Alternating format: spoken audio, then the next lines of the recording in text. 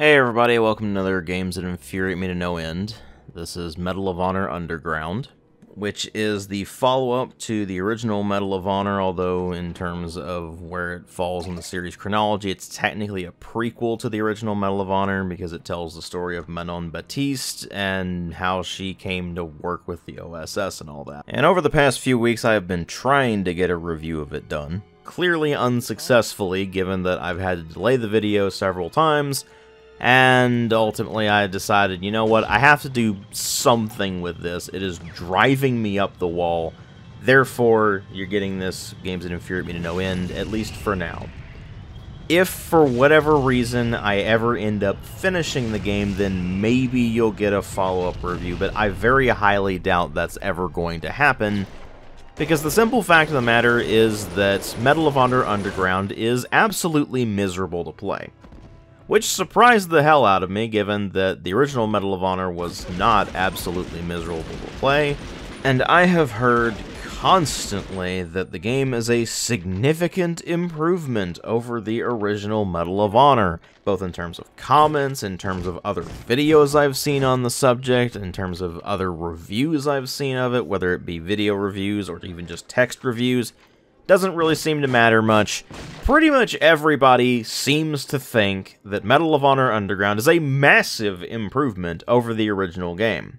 And given that most of my issues with the original Medal of Honor are related to just gamepad controls being a pain in the ass in general, as well as, of course, some performance issues when you get later on in the game, I didn't really think all that much of it. I thought maybe what they're saying is true. Maybe there were improvements. I mean, I certainly saw that things like the emplaced machine guns look noticeably better in Medal of Honor Underground than they did in the original Medal of Honor, because in the original Medal of Honor they were basically boxes with tubes sticking out of them, and in Underground they actually resemble things like MG42s, so definitely improvements in the visual department there. But of course those were just some things I was able to observe at a glance. It wasn't until I actually booted the game up and tried to play through it that I started to realize what exactly I was dealing with here. You see, for those of you who might have missed out on my Medal of Honor review, first off, I'll throw up a link to that in the card that pops up here, and of course in the video description box as well, but I did not play the original Medal of Honor back in the day, nor did I play Underground back in the day. This is because I didn't have any PlayStation systems at all until I got a PS4. So I have absolutely no nostalgia for this game whatsoever, nor did I have any nostalgia for the original Medal of Honor, or really any other PlayStation game for that matter. In fact, I was actually going into the original Medal of Honor, and of course subsequently Medal of Honor Underground, with some level of bias from having played almost every single subsequent game in the series to them. So I had already seen where mechanics that were introduced in, of course, the original Medal of Honor or Underground were refined in later entries, and was going back to their rawest, most early implementation, and knew that was going to be a fairly rough experience. I don't hold that against the original Medal of Honor or Underground, however, because I understand that those were the earliest, rawest implementations of these ideas, and that over the course of the series they would continue to refine them. So when I went into my original Medal of Honor review, I was really more looking at it from a more historical perspective, just seeing what kinds of ideas it put forth, how well it was able to execute those ideas, and whether or not it still held up. And if you want my full assessment of the original Medal of Honor, you can go watch that review. I'm not going to repeat everything that I talked about in that, but I am going to reference a few things that I brought up in that review because they are very relevant for Medal of Honor Underground. The first of these is how wildly inconsistent the various weapons in the game are. This is something that was particularly annoying in the original Medal of Honor, but in Medal of Honor Underground they dialed it up to a massive degree. Now, of course, you might think that since they added the option to turn on a crosshair at all times instead of being able to only see a crosshair when you go into the dedicated aiming mode, that it would be considerably easier to hit your targets in this game instead of having to rely on the aim assist just picking a target and hitting it like you did in the original game, unless, of course, you went into the dedicated aiming mode. And you would be completely wrong in that. Sure, the crosshair is placed in the middle of the screen like you would expect it to be, but your shots do not go into the middle of the screen. In fact, if anything, they seem to go pretty much everywhere except the middle of the screen. More often than not, pistol shots go above and to the right of where the crosshair is pointing, and usually the automatic weapons are shooting wildly above where the crosshair is. You would think that the aim assist would help you out, except there doesn't appear to be any aim assist anymore. I even tried playing without the crosshair to see if it made any difference, and it did not. Your shots just go all over the damn place, more often than not, either above where you're actually trying to aim or to the right of where you're trying to aim.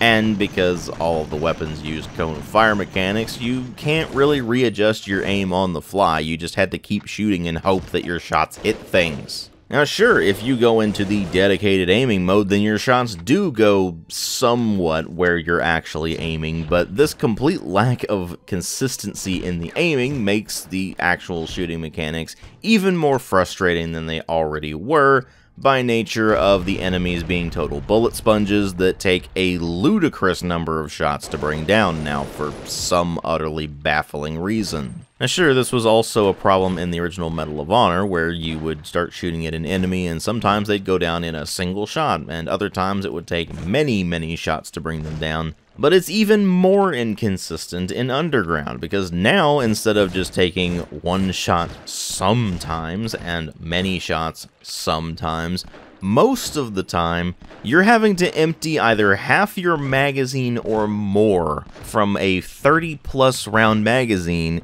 to take down a single enemy. Because remember, your shots just tend to go all over the damn place, so more often than not, you're going to waste a ridiculous amount of ammo trying to take down single enemies, and you're going to be taking a lot of damage in the process, because as it turns out, the enemies in this game are considerably more accurate than they were in the original Medal of Honor, even at the same difficulty settings. Now, ordinarily, I would say that's probably a decent thing, because the original Medal of Honor was, frankly, a bit too easy, but it's like they completely overcompensated for the difficulty in the original Medal of Honor being a bit too low, resulting in Underground certainly being a considerably more difficult game, but not for the right reasons. The end result of all of this is that while the original Medal of Honor was certainly a mediocre first-person shooter as far as its first-person shooting mechanics go, Underground's first-person shooter mechanics just feel downright awful. And while they might be able to get away with it if they were going for a vibe of, well, you are playing as not only a French resistance operative, but as basically a spy, so you shouldn't be taking enemies head-on most of the time,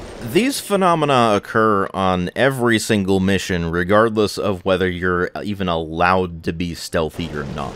And most of the missions are like with the original Medal of Honor, where you're not trying to be stealthy, so you're just running around and blasting the living crap out of enemies, and having to waste tons and tons of ammo on single ones because they seem to just take a ludicrous number of rounds before they go down. So they can't get away with making the first-person shooter mechanics in this feel downright awful. Now, to make matters considerably worse for Medal of Honor Underground, there's one particular issue that sprung up more in the later stages of the original Medal of Honor that happens right from the beginning of Medal of Honor Underground, and is far worse than it was in the original game, presumably because they improved the visuals in Medal of Honor Underground.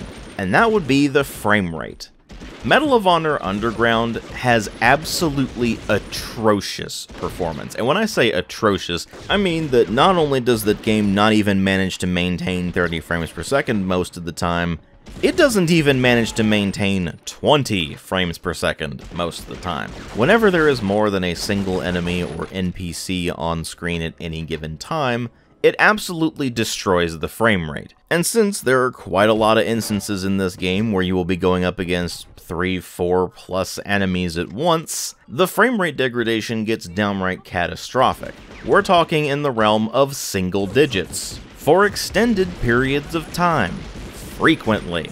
When your frame rate gets that low, it goes beyond the realm of simply affecting your ability to maneuver and aim negatively like it did in the original Medal of Honor, and you reach the realm of it being basically unplayable. And while the other stuff I've mentioned up to this point is really irritating, that is what pushes this game into downright infuriating infuriating territory. Because you can certainly muddle your way through clunky mechanics, and it's always possible that there's weaponry later on in the game that performs way better than the stuff you get earlier on, but you can't just ignore single-digit frame rates, as much as proponents of this game seem to do. In fact, I think that's what infuriates me most about Medal of Honor Underground, the fact that so many people just completely ignore or downplay the issues this game has. They'll focus on things like, oh, well, it has way more mission variety than the original Medal of Honor, and you're playing as Manon, which means that you're a female player character in a first-person shooter. That was groundbreaking for the time. All while ignoring how inconsistent and awful the gunplay feels and how absolutely atrocious the frame rate gets. And even if they do acknowledge the frame rate, they're gonna say something along the lines of, oh, well, yeah, it was a PS1 game, what do you expect? This thing was just pushing the limits of what the PS1 was capable of, so yeah, it's gonna have a few frame rate drops here and there. And some even have the audacity to say the game runs smoothly most of the time, even though the only times the game actually runs smoothly are when there are absolutely no enemies or NPCs on screen at all. Look, it doesn't matter if the frame rate is stable and relatively smooth while you're not really doing anything.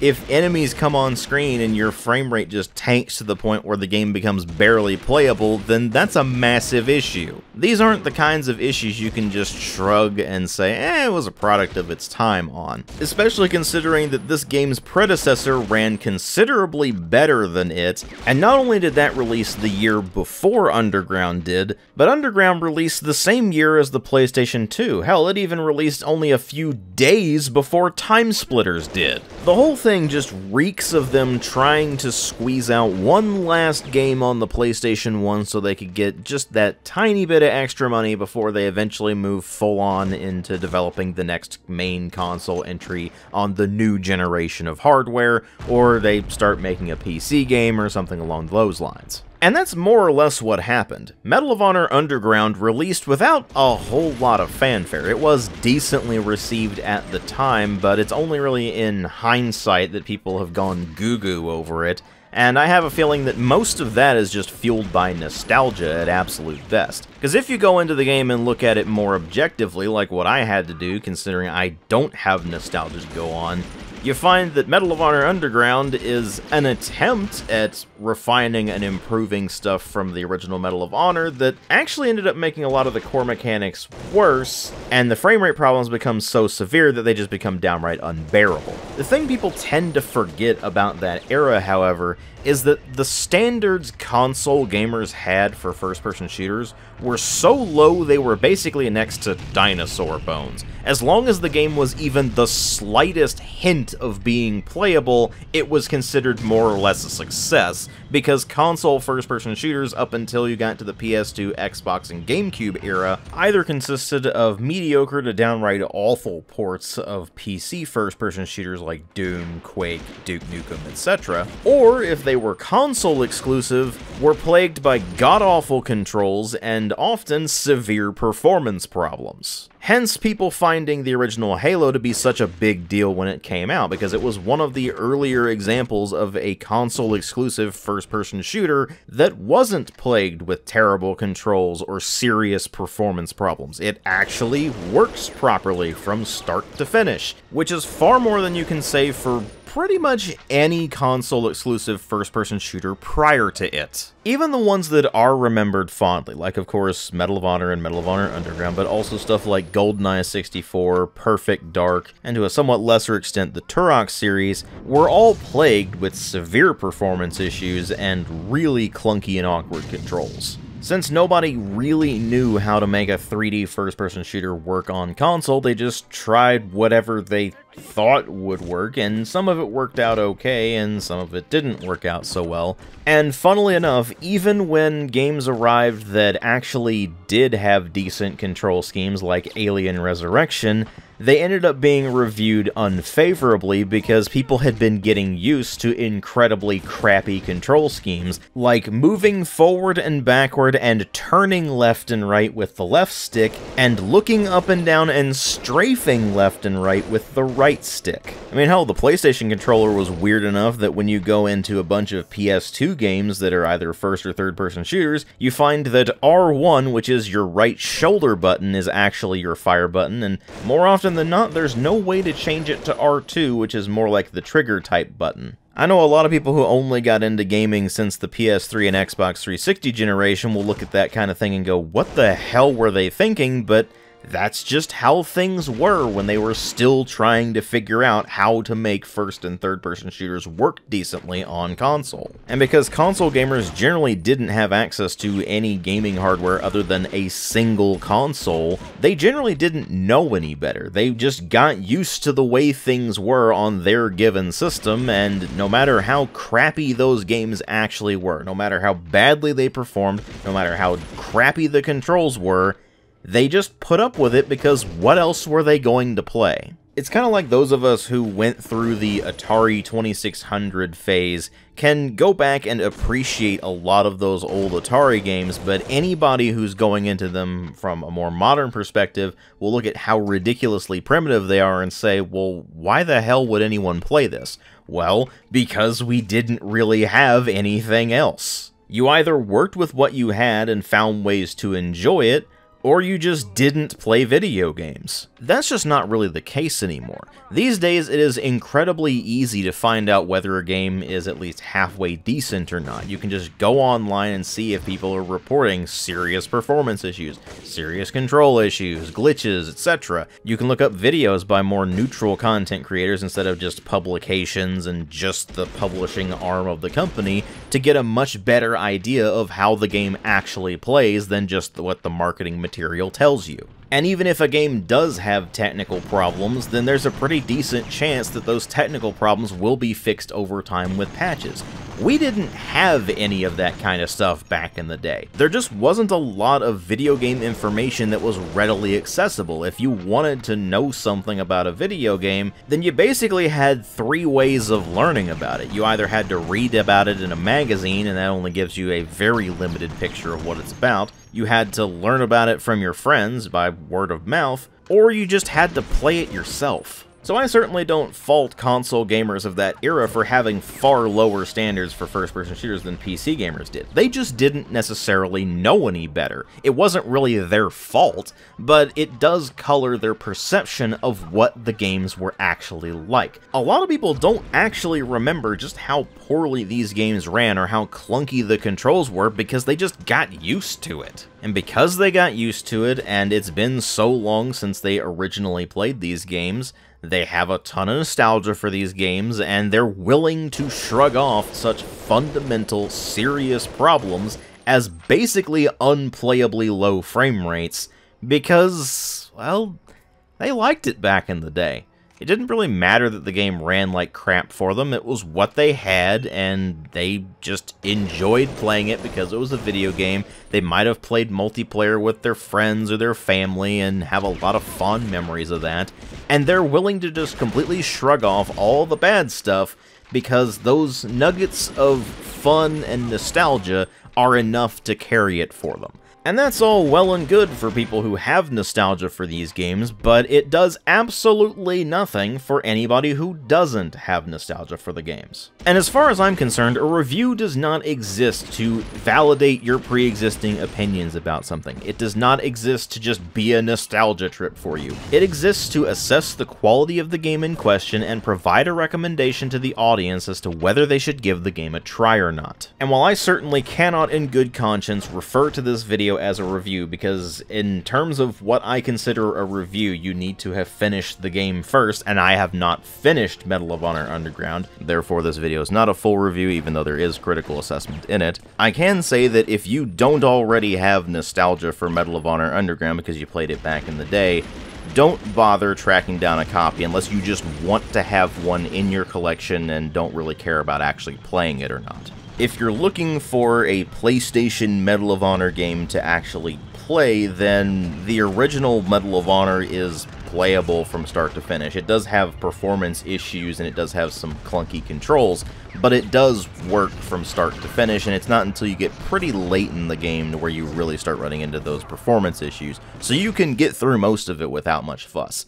That is not the case with Underground. You start running into frame rate problems almost immediately, and between that and how inaccurate the weapons are and how weird the damage modeling is, it just becomes absolutely miserable to try to play. And if this is what managed to get a positive reception on PlayStation back in the day, but the Game Boy Advance version didn't, I shudder to think how bad the Game Boy Advance version is. Again, maybe I'll pick up a copy of that eventually just to cover it on the DW Plays series, because it might just be fun to watch me suffer through it. But as for the PlayStation version, I highly doubt I'll ever finish it, so you're probably never going to see any video on this channel covering it other than this particular video.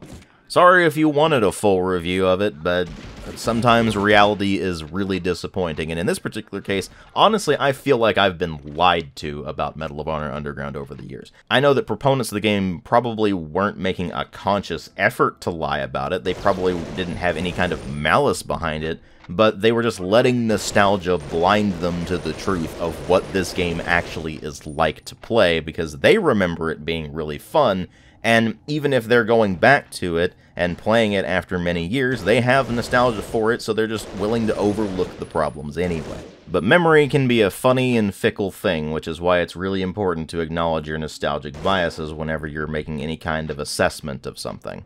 And that's pretty much all I've got to say about it. If you've made it up to this point, thank you all very much for watching and putting up with this long, rambly, ranty mess of a video. I know it's not remotely ideal. I would much rather be able to do a full, proper review of this game, but that's just the way the cards play sometimes. And rather than just having the gameplay footage sitting on my hard drive, taking up space, and the game generally being a thorn in my side, I just had to get something done on it so I can move on. And that's exactly what I'm going to be doing. I'm going to try to find something that's actually enjoyable, worth playing, and that I can actually recommend to all of you, as opposed to the past several games that I've covered on the channel, which I have not been able to do so. But depending on what I end up deciding to mess around with, that could go any number of ways. It could be a redux of a review I did a long time ago, it could be a review of a game I've never covered on the channel before, I'm not entirely sure yet, but whatever it is, I'll have decided before the next weekly update goes up on Patreon. So if you support the channel on Patreon, then you'll have access to that update, and you'll be able to see what the plans are for the upcoming week. Speaking of which, if you like my videos and you want to help support the channel, Patreon is really the best way to do that. You'd be amazed how much even a single $1 a month can help out, but if you can't afford to support the channel on Patreon or don't want to, that's fine, I understand. Just the options there if you're interested. But I've definitely rambled long enough for this particular video, so thank you all again very much for watching, and I'll see you all in the next video.